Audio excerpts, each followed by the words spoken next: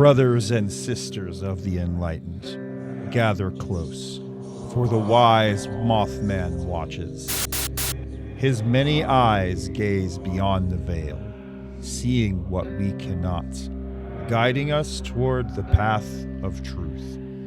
You have walked this path well, through darkness, through trials, through the burdens placed upon the unworthy.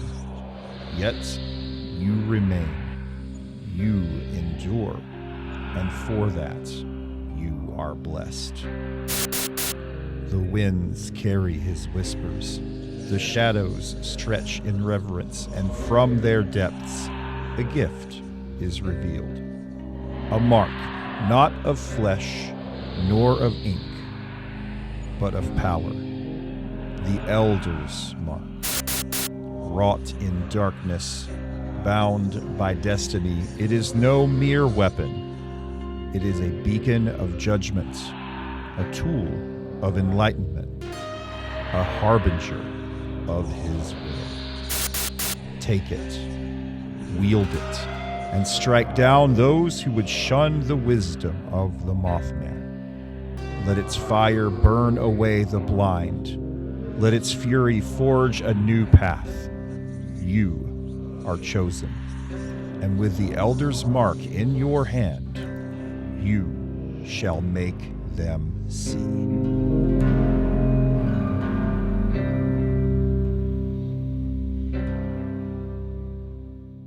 The Elder's Mark is legitimately one of my favorite weapons in Fallout 76. It has a solid fire rate, great damage, and overall it's got a really cool backstory that I think lends well to the ability of the weapon to perform in combat. I'm Mitch, Commander Mitchcraft here, and we're doing another build around a weapon that's gotten a lot of new love in the latest update in Fallout 76.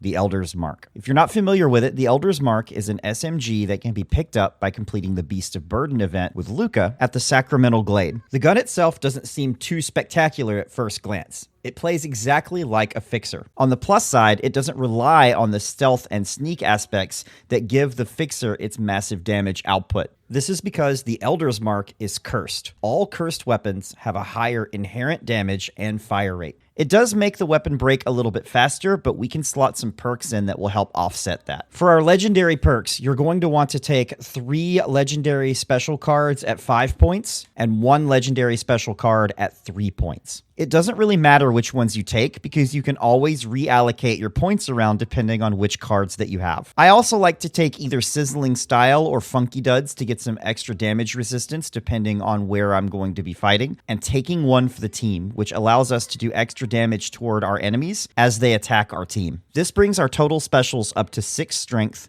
15 Perception, 12 Endurance, 5 Charisma, 6 Intelligence, 15 Agility, and 15 Luck.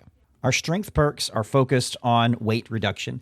We're going to take 2 ranks of Bandolier and 2 ranks of Arms Keeper in order to lower our weight of ammo and our weapons as we pick them up. We're also taking Arms of Steel 2, which will allow us to have higher accuracy with the weapon. Perception is the bread and butter of our build because it is an automatic rifle. We're going to be taking all 3 ranks of all 3 Commando perks. Commando, Expert Commando, and Master Commando. With the updated mechanics of Tank Killer, we're also able to take that in order to put some armor piercing on the weapon, as well as a chance to stagger the target. Finally, this is a VATS build, so we'll be slotting Awareness and Concentrated Fire in order to help our VATS shots hit.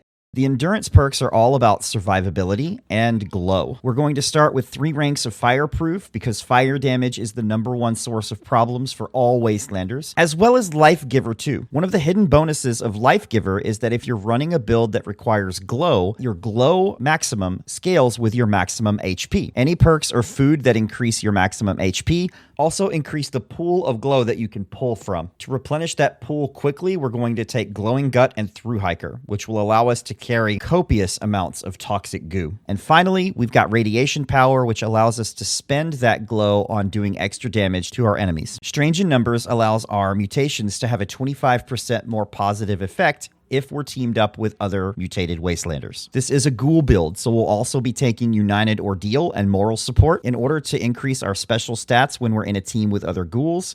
and to allow ourselves to become feral less quickly. Since this is a cursed weapon, we want to run Gunsmith 5 in order to offset the speed at which the weapon breaks due to its cursed nature. I've also got 1 point in Science Monster, which, if we're attacked and have high glow, allows us to do a little bit extra damage to our enemies. In Agility, we have a few options. With the recent changes to Onslaught, our agility tree is more flexible depending on which approach we want to take. We can either go with a Gunslinger Master build, which will allow us to expend Onslaught stacks to do high damage quickly, or we can take Gunslinger Master 3 off in order to do more damage over time and build up to the amount of stacks that we need. Regardless, we will be taking the Guerrilla Expert 2, Guerrilla Master 3, and Gunslinger Expert 2 perks, which will allow us to have extra Onslaught stacks and will give us extra damage and accuracy depending on which perks we take. If you want higher burst damage, take Gunslinger Master 3, 4 ranks in Adrenaline, and 1 rank in Gun Fu. If you're not taking Gunslinger Master, you have a few extra ranks to put into Gun Fu, so you can take all 3 ranks, as well as an extra rank to put into Adrenaline for a total of 5 ranks. Finally, in the luck tree, we are maximizing the amount of damage that we're doing using VATS. With 4-leaf clover, misses contribute to our critical meter, which allows it to build up faster. We're taking 3 ranks in both better criticals and glowing criticals in order to make that critical damage go even higher. Faulty spots allows us to do extra weak point damage as we're in VATS and shooting anywhere really. And of course, Bloody Mess is an essential perk for any build because it's a flat damage increase. Finally, we're taking 3 ranks of Class Freak in order to mitigate the negative properties of all of our mutations. Speaking of mutations, I recommend Eagle Eyes for extra critical damage, Marsupial and Bird Bones for the jump height, carry weight, and feather falling attributes, and Speed Demon in order to allow yourself faster reload speed and faster movement speed. As far as food buffs go, take the Herbivore mutation. There's a lot more plant-based items that will give you crit or perception increases versus any of the other meat-based meals that you come across. I say this on a lot of my videos, but also take herd mentality. Even if you're not playing in a group with other people, as long as you are in a group, even if you're the only person in that group, you will get the extra 2 points of special on all of your special attributes. The Elder's Mark is unique among legendaries in that it's one of the few that you can actually re-roll the legendary perks that you get. However, I actually think that the gun itself is pretty decent as is. The first star is Furious, which we've talked about with the Onslaught mechanic. It gives you a 5% damage boost for every Onslaught stack that you get, and this build gets you 21 or 30 stacks depending on whether or not you're using Gunslinger Master. Adding Rapid on top of the gun's inherent extra weapon speed makes it fire even faster. Finally, for the third star, Swift isn't a bad option as it allows your gun to reload faster. If you've had a chance to run the Gleaming Depths raid, you probably have some 4-star mods lying around. Consider adding a Pinpointers mod to do extra arm and leg damage, or a Polished mod which will allow you to do extra damage depending on the condition of the weapon. If you want to re-roll the weapon, you will lose out on the extra damage from your Onslaught stacks, but there are some viable extra options. Consider adding on an extra damage mod like Aristocrats, which works off of the number of caps that you have, or Gourmands, which allows you to do more damage based on your hunger and thirst meter. And since we're a ghoul, that's always full. You could also run Vampires if you need something to have a little bit of extra health regen for the longer, harder fights. For your second star, you can't go wrong with VATS Enhanced, which ups the chance to hit in VATS,